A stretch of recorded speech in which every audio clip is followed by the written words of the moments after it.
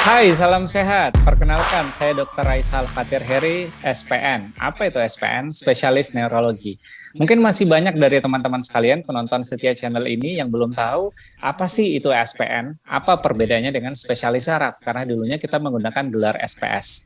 Nah, hari ini saya akan berbagi dengan teman-teman sekalian. Saya bakalan ngobrol dengan Dr. David Gunawan, Umbas Spesialis Neurologi Konsultan. Ya, Halo Dr. David. halo juga. Dulu masih pakai SPS, semuanya nanti akan berubah menjadi SPN, spesialis neurologi. Oke, berarti tidak ada bedanya dok ya antara spesialis saraf dan spesialis neurologi. Sama saja dok ya. Tidak ada bedanya. Jadi, Nah, ini kita bakalan bahas. Sebenarnya neurologi itu apa dok? Masih banyak yang suka tanya-tanya. Nah, sekarang kita mau perkenalkan nih dokter.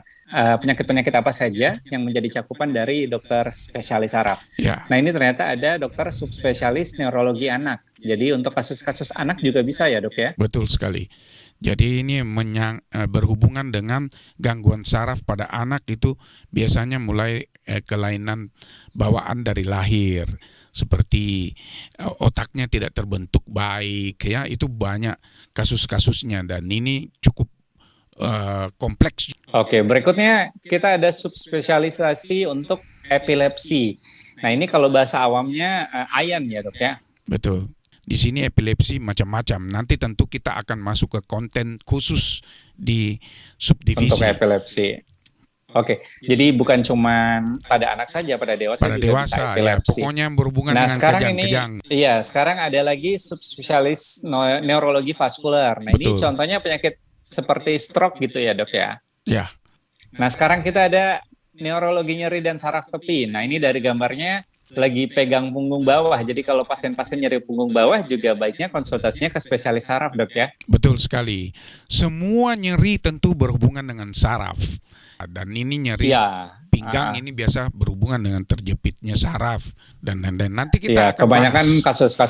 kasus-kasus nyeri kan kalau bukan nyeri kepala, nyeri punggung bawah, nyeri bahu, nyeri lutut kayak gitu. Betul. Selanjutnya ada juga pasien-pasien lain untuk subspesialis neurologi intervensi. Nah, ini berkaitan dengan kelainan-kelainan pembuluh darah yang diberikan intervensi gitu, Dok ya. Betul. Ya, tentu intervensi ini menyangkut sebagaimana di neurologi itu sudah sama dengan di jantung.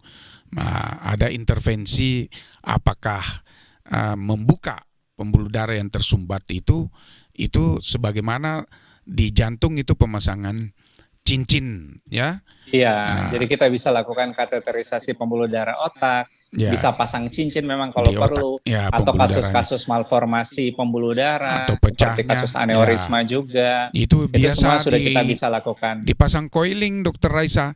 Sebagaimana Iya, coiling betul, itu Dok. pengganti kalau kita membayangkan kalau di ban ada bocor kita cubles, ya kurang lebih begitulah. Iya, Nah, oke. Berikutnya ada apa lagi? Oh, ada neuroonkologi. Ini kaitannya dengan tumor, Dok ya. betul. Jadi tumor itu di susunan saraf pusat, ya. Iya, jadi baik tumor di sistem saraf itu sebagai primer ataupun penjalaran dari organ-organ Ya. lain. Kalau di otak, Nah, kalau ini, di sumsum bisa juga medula spinalis, ya. iya, Dok. Nah, Sekarang ada neurologi geriatri. Nah, dari gambarnya ini adalah orang tua, Dok ya. betul. Kebanyakan kasus apa yang Dokter David dapatkan pada orang tua? Kalau Lupa-lupa kayak gitu ya, Dok ya? lupa-lupa itu pikun menjadi demensia, ya. Demensia ada vaskular, ada juga demensia Alzheimer, ya. Jadi pasien-pasien usia lanjut juga keluhan-keluhannya bisa ditangani oleh spesialis saraf. Nah, ini Betul. ada lagi neurologi intensif dan emergensi. Dari katanya saja berarti kasus-kasus yang bersifat kritis, Dok ya? Ya, betul.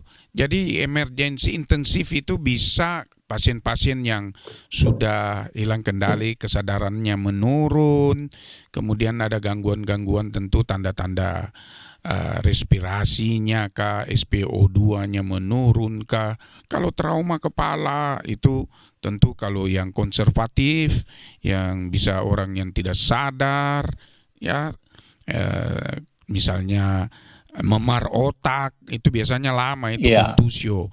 Jadi pokoknya kalau misalnya pasien jatuh, kepalanya terbentur, itu juga bisa dikonsultasikan ke spesialis saraf atau spesialis neurologi. Kalau butuh pembedahan baru dikonsul ke bedah saraf. Baru kita konsulkan ke spesialis bedah saraf. Baik. Berikutnya ada lagi Oke, jadi ini adalah gambaran-gambaran beberapa gejala yang bisa dikonsultasikan ke spesialis saraf. Mungkin Dokter David bisa sambil membacakan. Ya, sakit Ada keluhan kepala, apa saja, Dok? sakit kepala yang Ada sudah sakit tidak kepala. ditahan ya, yang mengganggu Iya, Dok. sekali aktivitas sehari-hari, sebaiknya ke spesialis saraf. Iya, berikutnya ini ada perubahan pandangan, jadi Perubahan yang pandangan mengganggu itu ada bisa lemas gangguan, ataupun ya gangguan perubahan kontrol pandangan kemih dan kalau usus. yang langsung pada mata itu memang spesialis mata. Iya, Dok. Tetapi kalau Mungkin nanti kita tahan-tahan saja, Dok, karena ya, kita masih banyak sekali konten berikutnya. Gejala apa lagi, Dok, berikutnya yang bisa dikonsultasikan? ya seperti ini yang berpusing berputar itu yang Pusing biasa kita berputar bilang gitu, Dok, ya. vertigo. Rasa kesemutan, Nah, gangguan pergerakan gitu, rasa lumpuh atau rasa lemas, gangguan baik separuh pergerakan tubuh. pergerakan jangan lupa itu yang tremor-tremor, yang kaku Iya, berjalan, yang muka yang tangan atau topeng, kakinya goyang, ya tidak terkontrol yang gitu, Dok, ya. yang sudah kaku sekali, ya pokoknya Iya, itu harus dikonsul. Itu biasanya movement disorder, itu adalah iya. penyakit saraf juga.